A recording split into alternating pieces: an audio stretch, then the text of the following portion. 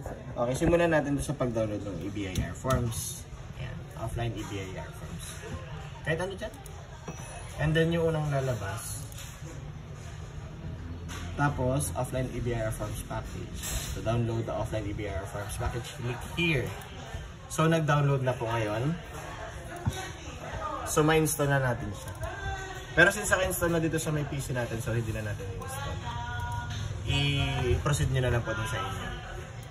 Hanapin lang dito sa my desktops. Kung hindi sakaling makita ito, pwede nyo namang i-search yan sa Windows.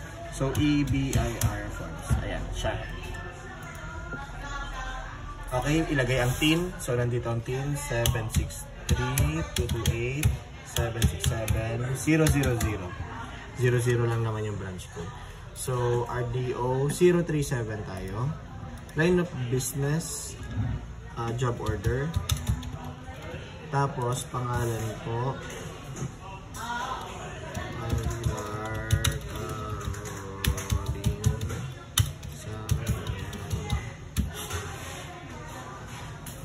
San Roque, San Jose, Occidental, Mindoro, 5100. Number po ninyo, ma'am?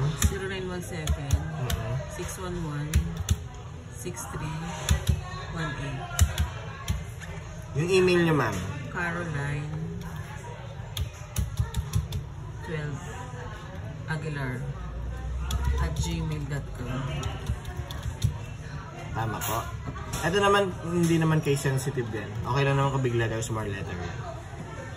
So, i-double check lagi ang TIN tsaka yung email address. Ito yung mga crucial eh.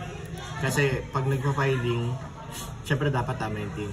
Tapos yung email address, dyan pupunta yung confirmation. Di ba alim magkamali ng isang letter dito sa mga pangalan, dyan sa line of business address, sa phone number, zip code. Huwag lang magkamali po sa dalawa na to. Okay. Ang ipapile po natin ngayon ay 1701Q. So, nung nag-register po kayo, ma'am, ay June 2, nahagip po siya ng second quarter. Ang filing po ng second quarter ay July 1 hanggang August 15. So, nakalagpas na po tayo ngayon, kaya nagpa-complete po tayo ng compromise penalty. So, ito, nalagay natin. So, pagka-fill up, i-input lang ulit natin yung TIN at saka yung email. So, one time lang naman yan, ma'am. Hindi naman lagi yan. Pag may profile na kayo na nagawa sa laptop po ninyo or PC, pwede na pong ganito na lang yung mangyayari dyan. Hindi na siya magtatanong tsaka ng PIN. For the year 2025, tama. Ang ipapile natin ay second quarter, no?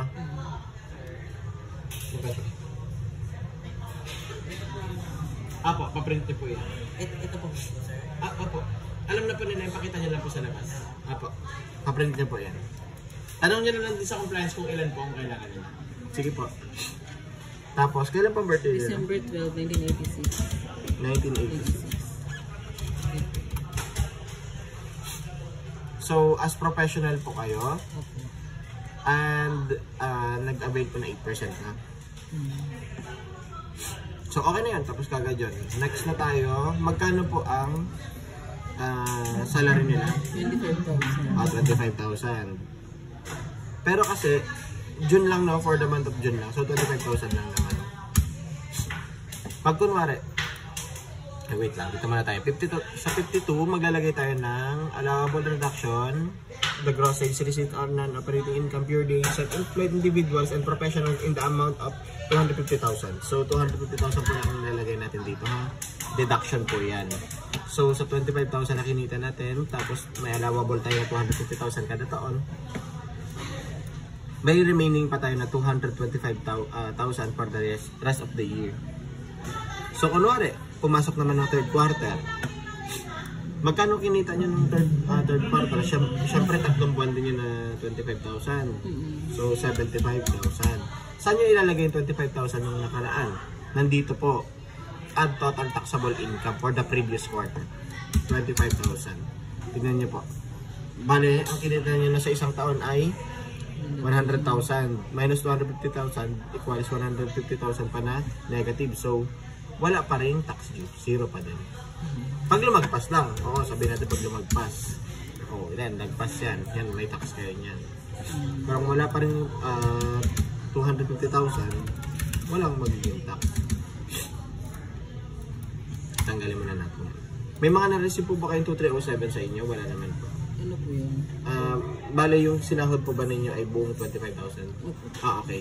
Kasi may ibang agencies na kinakatasan din ng tax yung ano nila. Pero binagbibigay sila ng 2307. Yun yung mga creditable withholding tax. So parang mga advance payment ng taxes ba? In case na magkaroon kayo ng taxes sa huli, pwede natin i-deduct. May parang ano siya, kumbaga voucher gano'n. Nadidak kasi ako ng 3 months kaya inakas ko na ngayon. Ng June. So yan, okay na yan. Okay na kagad yan. 25,000. Nakinita nyo for the month of June lang. No? Kailan ko ulit gagawin to? Mamaya bigyan ko po kayo ng listahan. Pero October, walang kasunod nito. Third quarter. Basta pagkatapos ng taxable quarter, filing na kagad yun ang bukasan. So ang nasasaka po nung third quarter ay July 1 hanggang September 30. So kinabukasan na kagad nun, pwede na kagad mag-file. Pag October? Ganito ulit gagawin ko? Apo. Hindi mag-file na ako para hindi malate. Hindi po kayo pwede mag-file na maaga nun, ma'am. Kasi po, hindi pa naman natin maalam kung magkano sa site yung pa ninyo. Although fixed naman, pero kasi hindi pa rin natin alam. Mamaya mag-leave kayo or ano. Yan. Sa pag-print naman po, sorry po, hindi ko na pala naturo. Ito yung ginawa ko, ma'am. Kung tapos na po kayo, validate. Validation successful, ibig sabihin, kompleto na po yung mga fields. Sasabihin naman yan kung may mga kulang kayo sa page 1, number ganyan.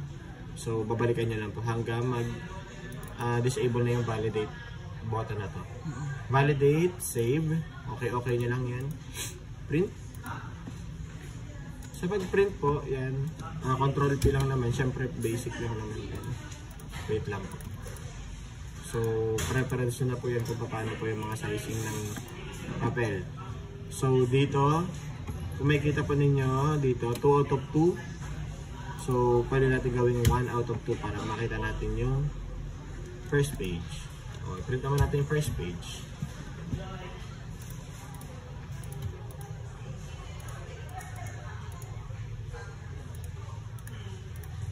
Pagtapos kunwari, tapos na tayo mag-print, dito po, file, pakita nyo. Dito, file, cancel print, and then, double check nyo na lang din bago submit final copy.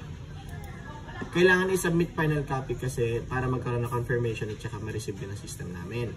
So, yan, okay nyo lang yan, okay. Tignan po maigi yung prompt dito ha. Your tax return must not submitted online due to any following reasons. So,